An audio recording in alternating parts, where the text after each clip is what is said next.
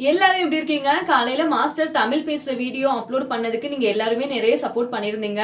மாஸ்டரும் வந்து தமிழ் கத்துட்டு தான் இருக்காங்க. கொஞ்சம் கொஞ்சம் இப்பதான் வந்து ஒவ்வொன்றா கத்துட்டு இருக்காங்க. கூடிய சீக்கிரம் மாஸ்டர் வந்து ஃப்ளூவெண்டா நம்ம தமிழ் லாங்குவேஜ் வந்து பேசுவாங்க.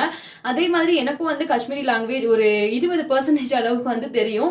டெய்லி வந்து அவங்க உச்சரிக்கக்கூடிய வார்த்தைகள் நானும் வந்து கத்துட்டே தான் இருக்கேன். கூடிய சீக்கிரத்துல நானும் வந்து ஃப்ளூவெண்டா பேசிடுவேன்.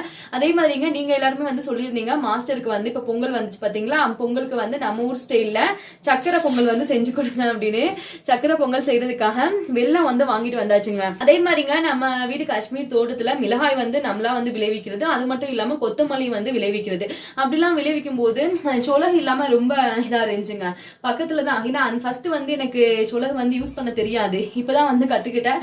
அதனால அலுமினியம் சொலகு வந்து மாஸ்டர் வந்து வாங்கிட்டு வந்திருந்தாங்க 300 ரூபாய் அப்படின்னு. பாருங்களேன் எப்படி இருக்குன்னு. நான் மல்லி வந்து நம்ம வீட்டுல விளைவிச்ச மல்லி இருக்கு, நான் அதையும் வர்ற வீடியோக்கள்ல காமிக்கிறேன் எப்படின்னு.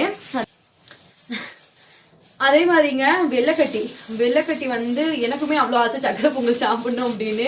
சக்கரை பொங்கல் செய்யற வீடியோ நாளைக்கு வந்து வரும், அதையும் நீங்க பாருங்க.